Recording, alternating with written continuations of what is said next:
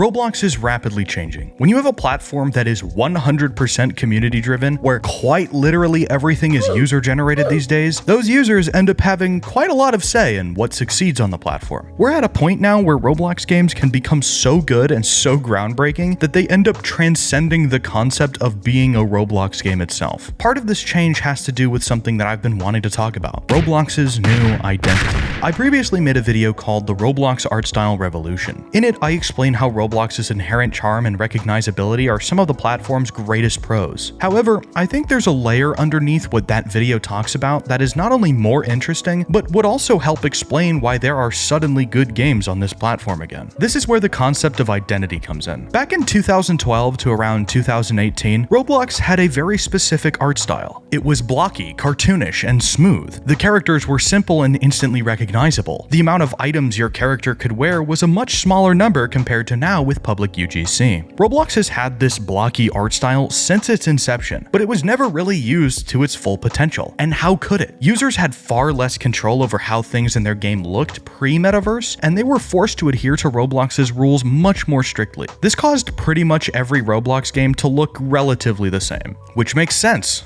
After all, they were all still Roblox games. But something happened after Roblox stopped shoving the metaverse down our throats and began to give more control to developers and creators. The platform's very identity began to shift. Instead of creating what Roblox was moving towards, i.e. the metaverse, Roblox creators began to shift their focus back to that 2012-2018 era. Blocky character designs started to come back. R6 is being favored over R15 now more than ever before, and a lot of games actually force you to use that rig. People have really began to embrace what made Roblox so special back then, and new-gen developers began to modernize that very identity. I mean, think about it. I was 13 in 2016, and I tried dabbling in Roblox game dev. After all, I had fallen in love with the platform at a very young age, so making games on it was something that I really thought I could do. However, if you haven't noticed, I ended up going a slightly different route. However, that cannot be said for every 13-year-old who was playing Roblox back then. A lot of them did become developers. They grew up in the same timeline someone like me did, and they watched in real time as Roblox began to eat itself alive with the metaverse. This caused people to rebel against Big Brother Roblox, to not endorse or encourage the use of R-Throw and even R15, to make bright, colorful, creative Roblox games that feel like a modernized versions of previously popular games on the platform. But the biggest shift in culture that happened was the mass realization of how much potential Roblox characters have as a design. I touched on this in the beginning of this video as well as my last video on this topic. Roblox characters are extremely versatile and have by far the most longevity out of any video game platform out there. Yes, even more than Minecraft. So many games have put an insane amount of life and character into what Roblox themselves think of as too outdated and not realistic enough. It's insane. But you know what is all too realistic? Hey, good morning, Kanye. The amount of you watching this video who are subscribed to the channel. Only 10% of you watching this are actually subbed, and I'm trying to reach 150,000 subscribers by the end of the year. To do that, I need your help. So if you wouldn't mind just checking below this video to see if you're subscribed, that would mean the world to me.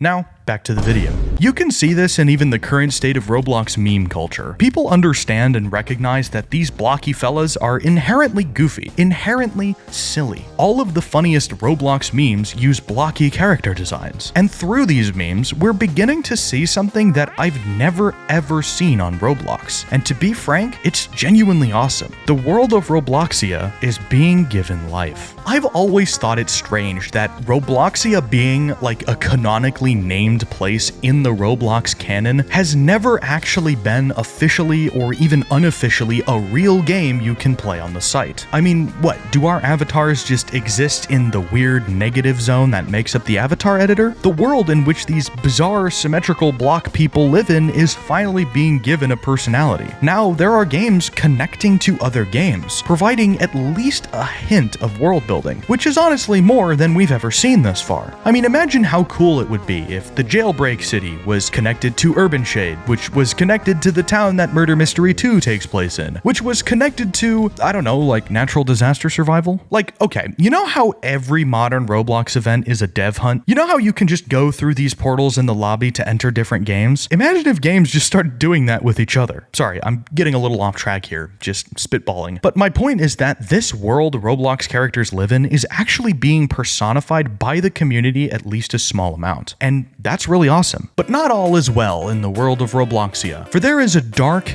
evil power that has been slowly growing in the shadows, eating away at this new exciting platform we find ourselves playing on. The most terrifying kind of evil known to man. An evil that nobody has really taken seriously. And that evil is called brain rot. Brain rot is an interesting thing to unpack, especially when it comes to Roblox. To really understand brain rot, though, we need to go back in time. Back to a time where dislikes were visible, Logan Paul hadn't purchased plane tickets to Japan, and PewDiePie had not yet visited that fateful bridge. 2016. See? I'm talking about 2016 again. Dude, I'm a genius. I'm connecting the dots, man, okay? This is like game theory, dude. 2016 was one of the weirdest, most transformative, and most important years in not just YouTube, but new media as a whole. People were finally starting to realize, hey, I could actually make a living on the internet. What do you know? Things were new and exciting, and people were chilling. But deep within the bowels of YouTube, the earliest signs of what would become modern-day brain rot were beginning to spread their hideous spores. Content that is now referred to as Elsagate was one of, if not the single most controversial forms of content the surface-level internet had ever witnessed. Grown men and women dressing up in Spider-Man and Elsa skin suits, performing what I can only describe as abhorrent acts upon each other, and attempting to pass that off as kids content. This naturally attracted a lot of 27-year-old balding men to sit in front of their cameras and say things like, guys, this is really bad. The way I peel it open kind of looks like mozzarella cheese. Or something. Thankfully, YouTube actually sort of did something about Elsagate, and the problem has since been quashed, mostly. However, what people didn't realize until it was far, far too late was that Elsagate never truly disappeared. Rather, it's been silently brewing in the background for many years. Sometimes things would slip through the cracks, and people would say, hey, this is like that Elsagate stuff from a few years ago, but nobody ever took it seriously. And now, through it all, Elsagate is back, with a brand new look, but the same old tricks. You can't escape from me that easily. Brain rot is exactly what it sounds like. Media that, theoretically, rots your brain.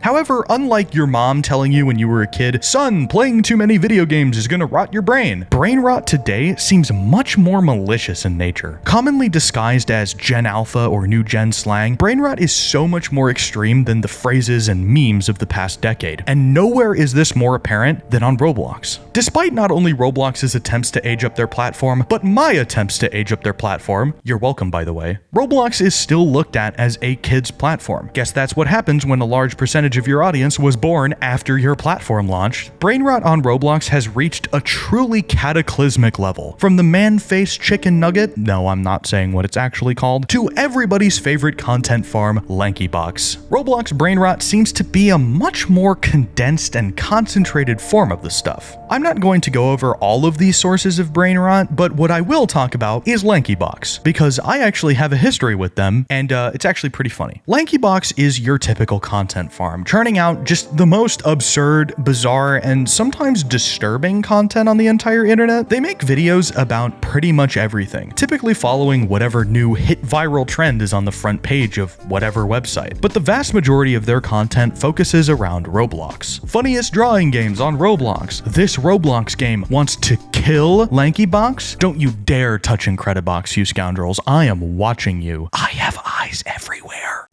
Everybody's already made 1.5 million videos about how bad Lankybox is for not only Roblox, but YouTube as well, so I'm not going to talk your ear off about them. The main reason I bring them up though is because they incorporate by far the most amount of brain rot into their content out of basically anybody I've ever seen. Their intros alone are just so insanely over-edited to the point where I feel like my own brain is rotting just by watching them. And sometimes they can't even get out like a single coherent sentence.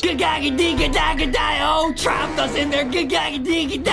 Like, Come on, guys. In fact, one time back when I wasn't sure about this whole YouTube thing, I actually applied to be an editor for LankyBox. Don't ask why, I don't remember, just for some reason I did, and I now have this story. But when they sent me an email with a test edit they wanted me to do, I took one look at it and just closed my laptop.